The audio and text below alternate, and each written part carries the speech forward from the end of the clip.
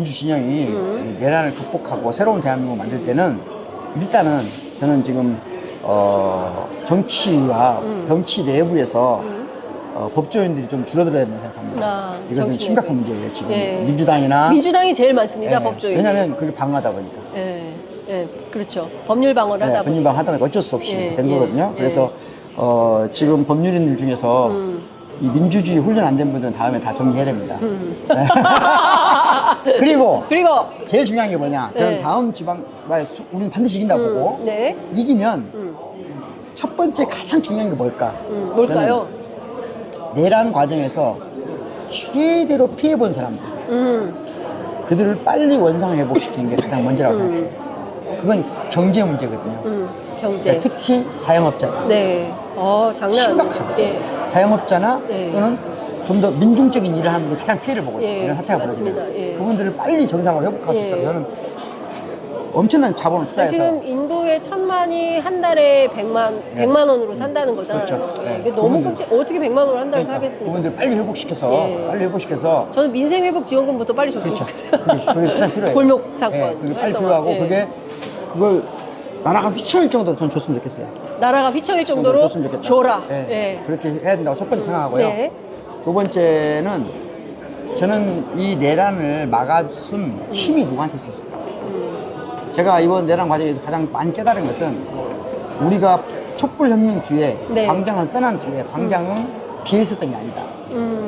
비어 있었던 게 아니고 여전히 광장에서밖에 말할 수 없는 사람들이 광장을 듬성듬성 지키고 있었어요. 그걸 깨달았고 그것이 있었기 때문에 내란 이 수습하는 과정에서 젊은 청년들과 함께 딱 폭발한 거거든요. 그러네요.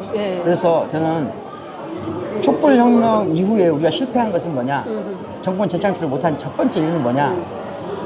촛불혁명의 주역들에게 마이크를 뺏어버렸어요. 저는 그래서 이번 내란이 성공하면 내년 지방선거에서 그들에게 마이크를 돌려줘야 된다.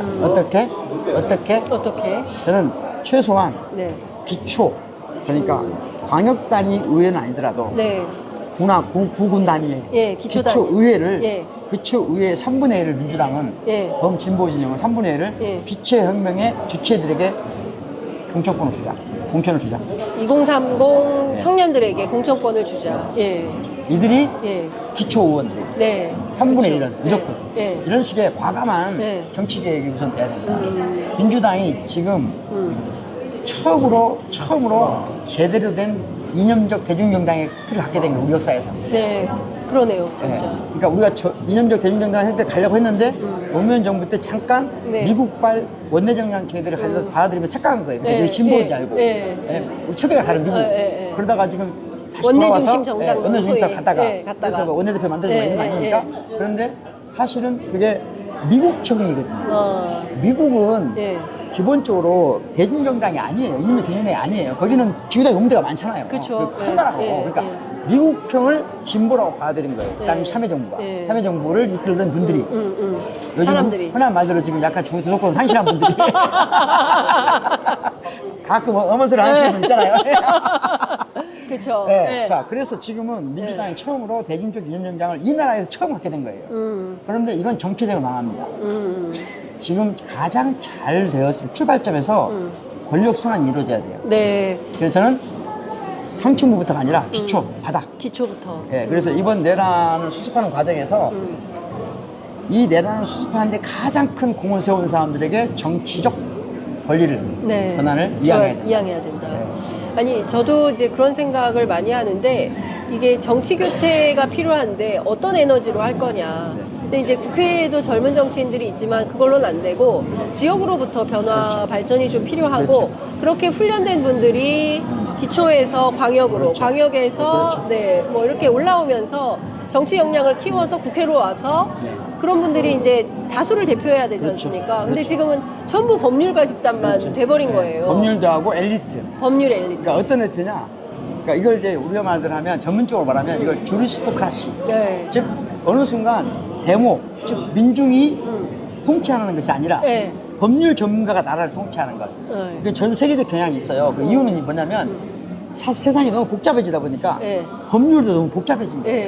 그러니까 법률가들의 이 절차적 전문성을 가진 사람들이 법을 만들어야 되거든요. 그러다 보니까 점점 국회가 법률 전문가들이 채워지는 경향이 있어요. 네. 있는데 우리는 너무 심해요, 지금. 그렇죠. 심한 것은 사실은 정치를 사법화시키다 보니까 예. 사법에서 우리가 맞습니다. 수혜를 받은 거거든요. 예, 예. 그러니까 정치의 상상력이 없어요, 우리가. 네, 맞아요. 굉장히 말하면 네.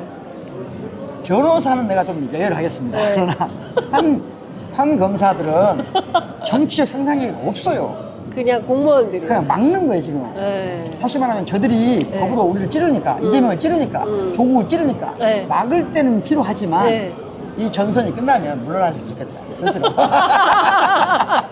저는 싫어하겠지만, 네, 다양한 직업군으로 이런 말 해야 채우자. 됩니다. 해야 된다. 해야 예. 된다. 해야 개혁을 되고, 위해서. 예. 개혁 이후에 해야 되고, 예. 그래서 민주당이 다양성으로 채워져야 됩니다.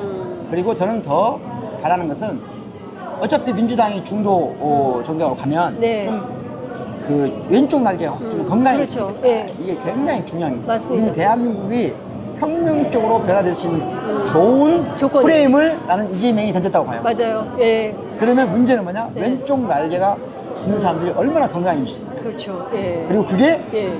지금 청년 정치하면서 왜곡시킨 사람들 많잖아요. 많죠. 예준석부터. 예. 아, 또 많이 오늘 고발한다 청년이지. 그래가지고 제가 힘들어 죽겠어요. 그래요? 아, 나쁘다. 진짜 어떻게 나빠요. 언론인을 고발합니까? 네. 진짜.